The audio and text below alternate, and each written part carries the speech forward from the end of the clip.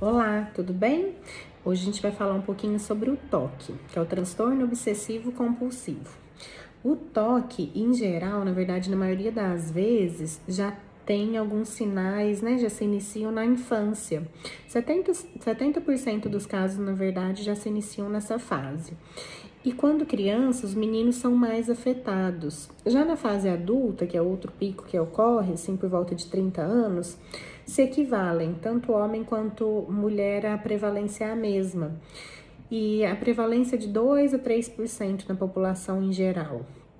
E o TOC, ele é marcado, né? Então, transtorno obsessivo compulsivo por obsessões e compulsões.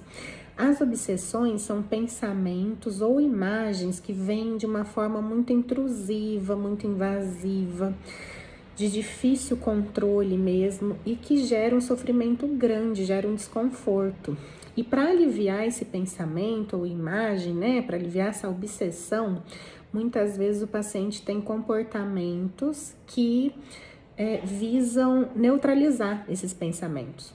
E esse comportamento, ele pode ser mental, por isso que muitas vezes, né, quem tá de fora não enxerga esse sofrimento. Mas às vezes o paciente tá lá fazendo cálculos, somando placas de carro, rezando não sei quantas vezes. Então ele pode ser mental, como pode ser motor, que é aquilo que a gente vê, né? Esses que tem em relação à limpeza, né? De lavar muito as mãos, de tomar muito banho. Então, são quadros diferentes, né? Os mais comuns em relação a obsessões, assim, o tema é muito variável, assim. Os temas mais comuns é em relação de cunho sexual. E são pensamentos, assim, que o paciente fala assim, nossa, mas isso é um absurdo, por que eu tô pensando isso? É coisa que eu jamais faria, assim.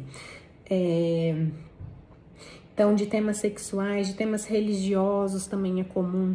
Essa questão da contaminação, né? Eu não vou sentar nesse banco, porque senão eu vou pegar alguma doença. E das compulsões vem muito em relação à limpeza, organização, simetria, né?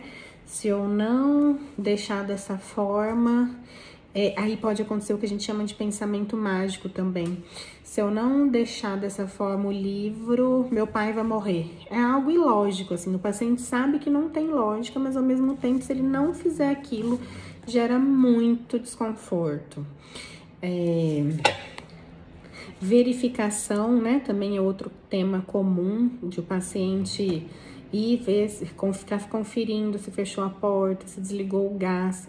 Isso tudo, gente, todo mundo tem umas coisinhas assim, mas que não te limita, não te impede de fazer outras coisas, que não gera sofrimento.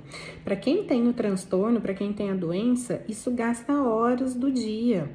O paciente deixa de fazer outras coisas para seguir as compulsões, os rituais que tem que fazer, senão não dá conta daqueles pensamentos tão invasivos assim. E o TOC muitas vezes é uma doença muito negligenciada, demora-se a fazer o diagnóstico. Primeiro que o paciente muitas vezes demora a procurar ajuda, pensando em que isso não é um transtorno, é meu jeito, é minha mania. E nem imagina que é uma doença que tem tratamento. Alguns também não procuram. Eu tive um paciente até recente, convivendo com isso há muitos anos, mas ele não conseguia falar disso com ninguém, assim, até por vergonha, que vinham pensamentos tão pesados, assim, que ele não conseguia falar e até que, né, chegou no insustentável que ele decidiu buscar ajuda, mas ele conviveu com isso muitos anos, de uma forma muito sofrida mesmo. E outra coisa também que a gente tem que sempre salientar é a questão familiar, porque a família também tem impacto nessa qualidade de vida da família também, porque se deixa tomar muitas vezes pela situação. Muitas vezes o paciente envolve, inclusive, familiares nesses rituais, o que a gente orienta muito não fazê-lo, porque está reforçando mais o toque, por mais difícil que seja, dialogar, né? Falar, olha, eu não vou fazer isso com você porque seu toque vai piorar, enfim. Mas o tratamento é muito importante, faz muita diferença, assim, quando você tem uma terapia adequada para esses quadros. A terapia medicamentosa é, em geral, indispensável, assim. Então, é muito importante esses pacientes procurarem ajuda mesmo. E tem muitos estudos, assim, que demonstram o tamanho do impacto na vida desses pacientes. Então, a chance desses pacientes conseguir terminar os estudos, de conseguir um emprego, é menor do que a população em geral. A taxa de tentativa de suicídio também é maior. E a chance de ter outras comorbidades junto, assim, também é mais significativa, principalmente depressão, ansiedade, abuso de substâncias. Então, é um quadro que exige esse olhar especial, assim, e porque quando a gente, né, às vezes é mais ridicularizado mesmo, você tem toque, né? E a pessoa às vezes não tem nem noção da dimensão mesmo do sofrimento que causa, né? O outro, eu falo. Então a gente tem que falar mais sobre o quadro mesmo, para tentar conscientizar da gravidade que pode ser a doença.